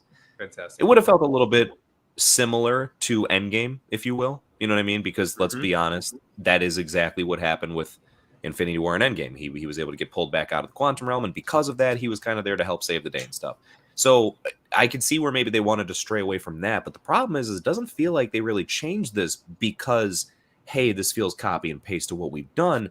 It seems like they changed it because of the leak. And instead of Scott getting trapped in the quantum realm, which seemed very plausible based on the way that they were going with the story, we see Hope come back, save him like it's nothing, which that's okay because the portal was still open. She gets out there before this portal that was taking them back out of the quantum realm initially closed, right? So she comes back out in time, makes sense. Then the portal closes, which makes you feel like they should have been trapped here now. But it just kind of opens up within seconds and allows them to go back. So that's the part I think that they reshot, was just that one little bit to show that, okay, I guess let's have Scott get out of the quantum realm and let's shoot a couple more scenes where he's happily walking around the street and, not too sure if everything's okay and stuff. What do you guys think? What ending do you prefer? Like the one that we got where it shows, what we have, or do you like the idea of him maybe being trapped and to be more of an ambiguous, maybe the hero's lost type of ending? Neither. Neither. Okay, sure. Well, then start. What do you think? Do you happen to know of like what you rather would have seen in place of either of those? Nah, dude. If they want to pay me the big bucks, I'll go ahead and think about a new ending. But I do not like both of those endings. I think then I guess more so to say, then what is it about? What about the actual theatrical one did you not feel worked? And then what do you think would have been bad if they did go with him being trapped? Okay, so when it comes to the trap one, it's redundant. It was done a few years ago. Yeah. The only good thing about the trapped one is that it could set the story further. Maybe you can introduce the Fantastic Four that way. Antman meets up with the Fantastic Four, right? That's a cool prospect, but yet still redundant. Don't want to see it again. And I did not like the wet fart of an ending that the theatrical one was. The whole the only good thing about the ending I felt was when he's walking down and he has that existential crisis that maybe he didn't defeat Kang after all, and that he's going to come back and they have to fight him again, and everything's okay. That was pretty cool. I like that. But then the rest, no, dude, it's almost like a cop-out ending. It did feel like that. It was very much like a cop. Quite. Funnily enough, it had its cake and it ate it too, and he also didn't like it. That's fun. Which I thought that was such a weird thing. I'm sorry to end on that. Like, I get it, like as far as what they're saying, but I was just like, that was such a dumb thing to end on. Like to have like, here, let's have it where he eats his cake, or he has cake, eats it too, doesn't like the taste, and let's cut right there because that just seems fitting. It's like, does it? The wettest of what farts. About the story translated that he was trying to have his cake and eat it too, and that it wouldn't have made sense for him to eventually get there? Wet fart ending. Wet fart. Yeah. Dan, what about you? I mean, again, do you have a preference between one of the two, or are you kind of in John's boat where you feel like neither would have worked? So what I didn't like about the theatrical ending, I love the third act, so I love the action in that act, and I do like that Hope comes out and saves him. I don't think so. I'm conflicted because it is redundant. They've done it already. They just did it. And I mean, even if you want to count Janet, they did it with Janet. Then they did it with Antman, and I didn't like the portal opened right away though. At the same time, like there was just epicness, and it seemed like he was making a sacrifice. And even Hope was like, "Oh, if I go through here, I might not come back right away." Right. And so I feel like I didn't like that the portal opened right then and there. I'm like, well, what was that? All that epicness, and why? What was he sacrificing then? And all of that. Yeah, I don't know. So No, it's well said. yeah, the other ending though, maybe at least if Hope in him, but that's still redundant. That's just more characters getting stuck in the quantum realm, or maybe if Kang got out somehow. But then I don't know. See, and that's what I would have liked. I would have liked it if at the last moment, you know how like they had a couple different times where Kang was making his leap towards the portal and stuff. I would have loved if just in one of those, right? And like they stop him a few times, and then just all of a sudden, boom, like he gets through, and there's like this awkward pause of like, did that really just happen? And have that be when the portal closes. Yeah. Right? Because they made it seem like it was time sensitive, and all of a sudden, like, boom, and then not open it back up. Because now it is. You are rinse, cycle, and repeating something, and that's totally notable. Like I said, I was prefacing with it before even bringing this up. And yet, there's a little bit more complexity to it that just puts a different spin to where now my whole focus is not simply, oh, they're stuck in the quantum realm again. It's, fuck, dude, they're there. They're the only ones that know what's going on, like with the true information that could help out to a certain degree. And they can't. They have no way of getting in contact with anyone, you know, and at least it's one of those where it's not like, you know, they're just trapped on a different side of the, you know, the country or even the world. It's like, dude, the quantum realm, it's like, good fucking luck trying to find someone. All the more why it is that shitty to have that turnaround where, hey, forget the time sensitiveness about this portal being open. Apparently that's irrelevant. Forget the fact that, you know, we had this portal in the first place and it seemed like this was our only way out. No, we can just open it back up whenever we want. It's really weird to try and have such opposite ends of the spectrum in the same scene and act like it makes sense, because it really doesn't. It's undercutting the severity of the moment a lot and just acting like it's okay. To me, that's the whole like having their cake and eating it too. Like, let's go ahead and just do some shitty writing, act like everything's fine, and then walk away and make a bunch of money. Yeah. No, that shit don't work. You can't have that fly and have people buy into it. Yeah. Or another one I just thought of. It's kind of like yours, except we know that Kang got through and everything. Kang goes through and Hope is trying to come out. Hope comes out. She does shoot him once, but he like breaks her gun, pushes her and him through the portal, kills her on the other side while Paul Rudd is watching that, and then the portal closes. God, Also, the last thing he sees is her die. Yeah. Woo! That's an ending. There's real finality to it. Yeah. And that you talk about like having a true like, dude, now I want to see him. Before, of course, you wanted to see him escape because you just don't want anyone to be trapped. It's like how you wanted Iron Man to kick Thanos' ass. Like I want Ant-Man to kick Kang's ass. Yeah, exactly. Hey man, exactly. That would have been so phenomenal to have that. There's a lot of people that thought Ant-Man was going to be the one that died in this movie. That's what I thought too. And it also, you still are guessing. Did he also right after the portal closes? Did he kill Cassie? Did he kill the rest of them? Did he? You know. Right, because you would have to think to yourself, how could he not? Yeah. You know what I mean? Like, if he's out there, realistically, what's there to stop him from just, like, mass slaughtering everyone? Because here's the thing. Now when you have the built-up angst against Ant-Man and everything they just went through, compiled with the history that he already has with Janet, clearly he would get into the 616 and be like, oh, y'all bitch is about to get it. Like, this universe is done. I'm not even looking around to see what it's all about here. You're done. You're all dying. You're out of existence. And I'm going to the next universe to do my thing and keep on conquering. That would have been cool, man. Definitely would have been cool. At least, like I said, more satisfying than what we got. So, Jace, this is kind of connected with everything. I think Hope is a made-up character, right? Yeah, well... The Wasp is really always Janet. Or is Hope in the comic? So yes, like the more well-known is Janet. If I'm not mistaken, actually, now that you bring it up, I guess it's making me question it. I was like it's something when you think you're sure about something until someone asks you, and then you're like, Yeah. good question.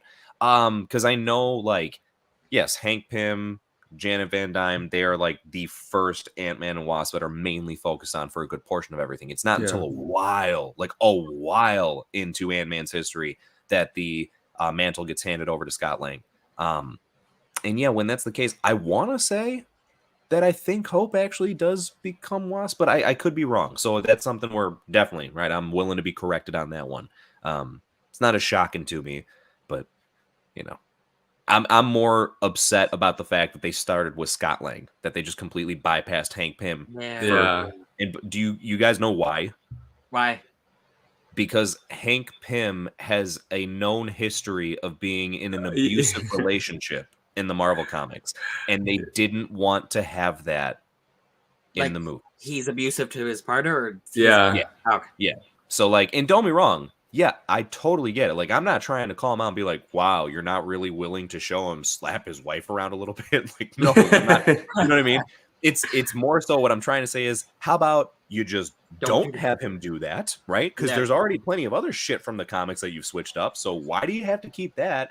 And number two, just, you know, if that's, I don't think that's everything that defines his character. There's so much more to him. It's really weird to like take one snippet of someone's comic book history and say like, no, now we can't use that particular character or version of it because of that. When they still did include Hank, obviously, he's just not. It's weird, man. I thought that was so stupid. Because Hank Pym's the one that's like created Ultron, just like, and as an example, that's like one of the reasons why I thought it was so ridiculous that they just skipped him entirely. It's like, dude, he's one of the smartest people, right up there with Tony Stark and Reed Richards and shit. And does Cassie have a name? Like a super? She doesn't have a superhero name. Stature. Well, I heard that name, and they didn't say that in this movie, though, right? I don't think they did. I'm sorry. To me, that's sillier than Antman. Come on. That's scraping the bottom of the barrel as far as, you know, creativity of names. Just keep calling her Cassie. Just don't even give her a name. On my popcorn bucket or drink, whatever I got with the Regal at Regal, it says Cassie, but it says CASS and then like a hyphen thing E. So as if her name is Cassie. I don't know. It was weird. What? Yeah. No, so you thought that was her superhero name? Yeah. So I was like, they're just calling her Cassie. Cassie like Cheese, Wally, like Wally, like Chuck E. Cheese. I guess if there's anything to start to wrap this up, if you guys are cool, I figured I'd start to kind of more bring this to a bit of a close. But as a final topic here, since it is so fitting that, you know, we all originally banded together, or maybe it's fair to say you banded together and I just completely stormed in on the party for the Loki season 1 to make us the Loki gang in the first place, right? Yes. That once again, it's very fitting that we come together to discuss this, though we would love to discuss just about the majority of Marvel or superhero stuff or what, you know, whatever, mind you. That there's the very final end credit scene that happens to tie perfectly into Loki season 2. So we already kind of discussed a little bit about that first one where it was pretty interesting, for lack of better terms, to see all those different Kangs, but also a bit odd for sure in the like how they were acting, but cool, definitely cool. But then we get that second scene. It's very brief, not a lot's going on, but it is absolutely a perfect precursor to season 2 of Loki. Man, we already got a little bit into it because we mentioned about Victor Timely, but I mean, what do you think is to come? I know that's just such a broad question because it can mean a vast variety of things, but like, Dan, if I were to throw it to you first, just what do you think that this is trying to set up, and what do you have an idea of what we may start to see within Loki season 2? I wonder if they're trying to find the first King, or like an earlier King, which you guys told me Victor Timely would be the earliest. Or is Victor Timely not even King? He's just... No, he's a variant of Kang. He's a variant of Kang, Yeah, so maybe they're all trying to go back in, you know, in history to try to find the first King. I also think that's a scene from Loki because they've done that before. They've used the after credit scenes as scenes, and then we find out there's like Civil War. Ant-Man 1, I think, was the Civil War scene. And yeah, no, it's interesting, and I'm really excited, and I'm excited to see how Loki and Mobius kind of got back to knowing each other. Dan, tell me this real quick before I throw it over to John, see his thoughts. Do you think that there's any possibility that Kang the Conqueror is simply he who remains reincarnated? Yeah, I don't know. Hear me out. This is why. I'm not saying I believe this fully myself. As a matter of fact, if I had to put money on it, I'd say no. I don't think this is actually the case. But it holds just the slightest bit of water, and I can't help but deny the fact that there's some things that seem to match up as to why. Maybe because he was the only Kang, it seems, that was dead set on having the sacred timeline. Everyone else is cool. Like, literally, we see within the Council of Kangs, they show the multiverse and all its different intertwining streams and stuff like that. But Kang wants, like, just to conquer everything. He wants to be ruling over everything, and there be one stream of time that he has domain over. It seems to be fitting that maybe after he would win the multiversal war and then be done with everything, that he can kind of like go into retirement and be like, yeah, cool, I conquered everything. All right, I could chill back and relax now. And then what's weird is he acknowledges that when Sylvie goes to stab him, like he straight up says, like, if you kill me, he does mention that a bunch of other hymns are going to come. But doesn't that also seem to tie into place? Like, he's very much him against all the other Kangs, like the way he keeps referring to himself and stuff like that. And I'm sure a lot of them may be able to, but it also seems like there's a lot of them that are cool with being in the council as a group. That is literally the only thing that, again, I have a hard time just completely dismissing, because there seems to be some qualities that tie into it. Like, he seemed sure that he wasn't going to die when Sylvie stabbed him, that he was going to come back and start anew, right? He brought up as far as like what reincarnation or whatever. He like says it straight up. So that I don't know. I mean, do you think it sounds too crazy, or is that potentially something that kind of adds together? So are you saying that the King we see in Antman and the Wasp is the one from Loki season 1 reincarnated? So Loki season 1 would have happened after, well, to that King after. You know what I mean? Technically, but also keep in mind how Kang mentions about time. Yeah. He doesn't see it as a linear thing, right? And again, I would think that he who remains is already aware of just everything, right? Everything that could, would, or whatever happen. And to him, stuff is happening like out of order all the time. It's not really the same in his eyes.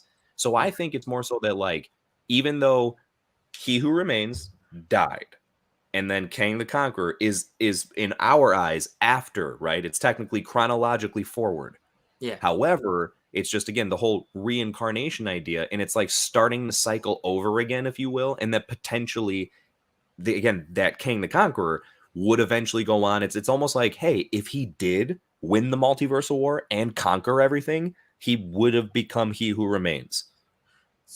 And it's almost like now we're in charge, or the kind of story will be to like not let him get back to that point almost.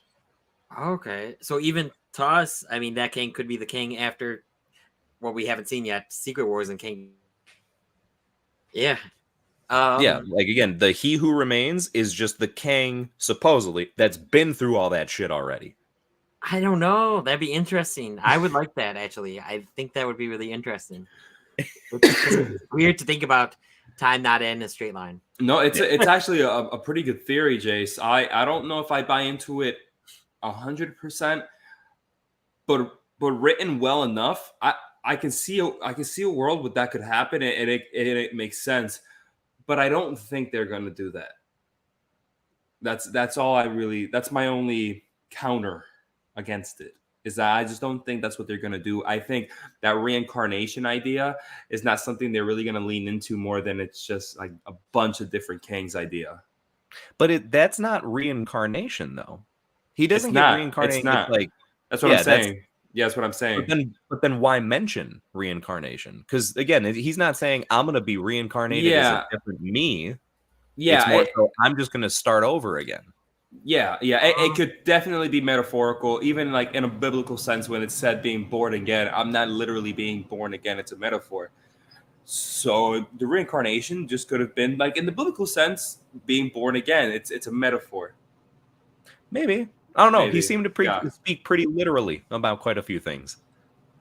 But nonetheless, I do realize, once again, it's a stretch. I think it's one of those I'm not fully sold on it myself. I just think it makes some pretty logical sense, and I'm not fully against the concept. Like, it's not like I'd sit there and be like, whoa, dude, that's bullshit. Because let's be honest here.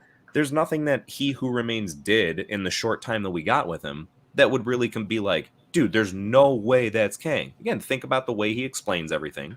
Think about the way he like talks about stuff. He's already won. If you were to be like, no, dude, but he's not like brutal and mean and everything. Right. Because that was probably fucking eons ago that he needed to be that way. He's probably been chilling in that island in the middle of his sacred timeline stream for who knows how long with Miss Even in Antman and the Wasp, he says, when she asks him, who are you? Or who's Kang? And he says, who I need to be. So even then, so even back, that's who he needed to be. Are you guys under the impression that He Who Remains, that timeline was the only timeline, or are you under the impression that He Who Remains separated his timeline out of the multiverse? Because I'm under the impression that if there is a Tobey Maguire, if there is an Andrew Garfield, if there is a Professor X, that I believe that the multiverse has always existed, but He Who Remains separated his timeline into the sacred timeline in its own little island. So, ready? This is where I think it did, like the multiverse existed, but I don't think he actually just took his thing and like brought it over here, and that's why stuff was always able to exist outside.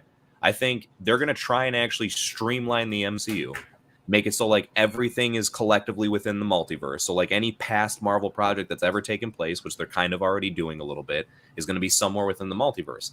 However, it's not so much that like Kang was like, I'm going to take this one timeline and split it up over here. I think it's just a matter of, again, time doesn't seem to work in the way that we think it does. So it gets hard to explain here. But I think he actually did conquer the multiverse, which is what the MCU started as. And what we're starting to witness now is the breaking back apart, which is actually going in a way in reverse to us.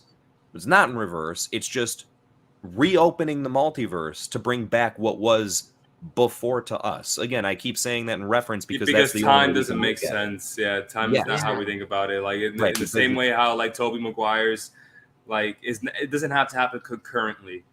Exactly, right? So imagine that when Tobey's movies and old Fantastic Four, all that shit, when it was going on, that was the multiverse flourishing. Kang eventually conquered the multiverse and smashed it down into the sacred timeline, right? So instead, but it's not like Tobey Maguire's like multiverse stopped. Right. Exactly. Yeah. He may have like, wiped it out or whatever, but how easy it is to come back into existence. We saw right away that as soon as the multiverse started breaking from the sacred timeline, immediately there was all the like hundreds of different like tendrils that were coming out and shit. So obviously it's just everything starting to reform and recreate itself, I feel. Gotcha. Jace, you got to do a live stream just on this. Just on multiverse. Relax. Hey, I'll give my answer real quick before we wrap up, but I'm pretty much with Dan here that I think that it's going to be Loki and Mobius trying to figure out where this branching off of the TVA and the multiverse began. Mm-hmm. So they can cut the head off the snake, for lack of a better term. Okay. No, definitely. Yeah, I'm down with that. And I think that seems very plausible as to where they'd be going with it. I'm going to throw out a couple of like crazy things that I've heard that I'd be excited to see that may happen. I'll keep this super condensed. Number one, there is talks about the possibility that the same way that there was the front for who was running the TVA. Like, again, you thought it was the wow, I'm drawing a blank completely on what the names are, but the three Wizard of Oz, the statue. Yeah, the what? The statue. I don't remember what they're called. The Wizards of Oz. Yeah, they had some title too, and I feel horrible for not remembering. But anyway, we thought it was Time those Lords. two things. No, it's not Time Lords. Time Lords. Yes, the Time Lords. Exactly. I'm sorry. Wait, is it? No, hold on. That's a Doctor Who thing. That's Doctor Who thing. Yeah. But damn it, that sounds correct. Yeah. Anyway, I'm gonna feel so stupid when we find out right after the stream's over what it was. But remember, we thought it was those three, and then after we realized, oh no, they're just some like puppets. That's when we find out it's actually Kang. And then at the end of Loki season 1, we see that now there's like a monument of just Kang, making you feel like, oh, now it's Kang that's running the TVA. And that could still easily be the case. I actually think that's probably where they're going to go. But some people have thrown this kind of thing out there that I thought sounds really interesting about that it actually being a very, very old version of Sylvie that is running the TVA now and just making believe that's Kang, right? Kind of putting that, the timekeepers. Thank you very much. Holy shit. I was really, really drawing a massive blank on that. But that kind of just the same way. So akin to how Kang had the timekeepers in like a makeshift, like, hey, these are the leaders, but it's actually not really, that she makes it seem as though it's a variant of Kang running it, but it's actually her. Why she'd be doing that? Fuck if I know, honestly. That was the one part where I was like, all right, I don't really see how that can kind of hold a lot of merit if there's not some reasoning behind it. But at the same time, the old version of Sylvie regrets what the young version of Sylvie did. Well, I was gonna say, because when they say an older version, they just basically mean like, so when Sylvie kills He Who Remains, and Loki's gone, people just feel like, well, now she's just there, like, and just, you know what I mean? Who knows how long she's been there?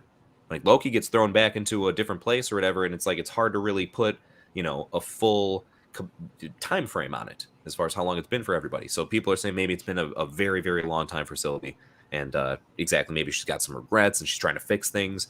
Who the hell knows? But that could be interesting. I also feel like an even more intriguing one that I'd really, really love to see is the and wow, I'm just left and right drawing blanks on names here. Hold on, I gotta find this one because it's gonna bother me if I don't. But basically, Marvel has their own version of there we go. Okay, I knew I was gonna find it. The Squadron Supreme. So basically, it's Marvel's version of the Justice League. Like, it's literally if you wanted to look up the Squadron Supreme, there's a whole like comic series that's in Marvel. It's based around them and stuff. They're just from another universe where instead of the Avengers, it's the Squadron Supreme. And once again, it's like, who are they? Imagine the Justice League. Now just give them different names. That's the Squadron Supreme. And long story short, there are rumors that they're supposed to be a pretty prominent presence within Loki season 2. Like, apparently one of the universes that they're going to go and explore is going to be a universe where the Avengers never existed, and it's the Squadron Supreme. I'd love to see that come to fruition, right? And actually have that take place. Other than some just like cool, I'd like to see this happen stuff, though, it is pretty tough as far as to kind of speculate what the full-blown plot would be, other than what you guys have mentioned. I'm very much on par with that being thrown out there. I think that sounds pretty good. I'm going to throw my hat in the same ring, if you will. Yeah. Nice. Oh, yeah. And I guess maybe that's a perfect way to say the next time, unless something else comes up real quick, the next time that we shall see everybody is when Loki's coming back. Or maybe before then. Why did I stretch it out so far? Maybe before then. We got Guardians. We might talk about Guardians and all that. But guys, an important question. Do you think there's any Rubber Duckies chances for Antman and the Wasp Quantumania? Even though I like the most out of the three of us, I'm gonna say no. I think there's too many good superhero movies. I don't. I'm gonna say no. Jonathan Majors, but then again, there's more Jonathan Majors movies that are gonna come out. I know, dude. Like, he's coming out. Like, Magazine Dreams. Creed is coming out soon. Yeah, I don't think so. I don't think so. How about best sex scene for the holes? I have holes. I love the holes thing. That worked for me. Yeah. Especially the whole, like, when he was getting shot up, and then just the whole, like, you think, like, oh, dude, is the funny guy gonna die? I know. No, he's just happy that he has holes, and then just sucks everyone up like Kirby. That was crazy. No, but yeah, so we'll have plenty as far as to go ahead and talk about prior to that point. But we do look forward very much to coming back for season 2 of Loki. Yes, John? Definitely. Were you trying to yes. So just very quickly, because I see we got a question in, and I think very, very quickly I can answer it. We got Sin's Corner who came in very quickly. So what is up, Sin? Hey, Sin. No, Sin. Good to see. How do you think Kraven the Hunter is going to fit in? Easy answer is I don't think at all. But if I want to give a real answer to this, because of this whole multiversal thing, I had mentioned it earlier with the whole animated thing, possibly, it'd be cool if not only the animated wise, but we see Kang and other Sony properties Just Morbius walking down the too. street, we see Jonathan Majors. We see Morbius. Yeah. Yeah, see, I could also give a very quick answer, and it kind of is almost right in line, John, with what you were saying. I don't think it's going to blend in at all, which it should, right? It absolutely should. So it's a fair question to throw out there, because you would want to think that, yeah, this should all eventually be able to kind of converge into one big pool here. The problem is just it's not even so much that Kraven can't fit with everything else. He can, absolutely. It's Sony. I have no faith whatsoever in the way that Sony's been handling things or how they're going to continue to. Like that horrible Morbius credit scene. Oh, for real. Yeah, that's not even a joke. And so it's one of those where, like, every single thing that I've even heard about Kraven so far was, it just seems so weird. Like, it's like, why are you even calling it Kraven at this point? Because, ready? Short synopsis, Kraven is just kind of like a hunter of any wild game, aka animals, right? And basically he sees Spider-Man as like the top prime hunt, right? This is like the #1 game, and if I could kill Spider-Man, then I'm the best hunter in the world. And apparently in the movie that Sony's making, they're having it where Kraven is like more a protector of animals. Like he's like that he loves animals. Well, of course, that's well, and yeah. It's just weird to have it like that's so polar opposite to, again, it's like, okay, come on, you're almost being like on the verge of disrespectful here without sounding silly, of still calling it Kraven and having it be that ass backwards. Because of that in itself, I have no idea what they're going to make his character like. I don't know what kind of like special arc or characteristics he's going to have to him.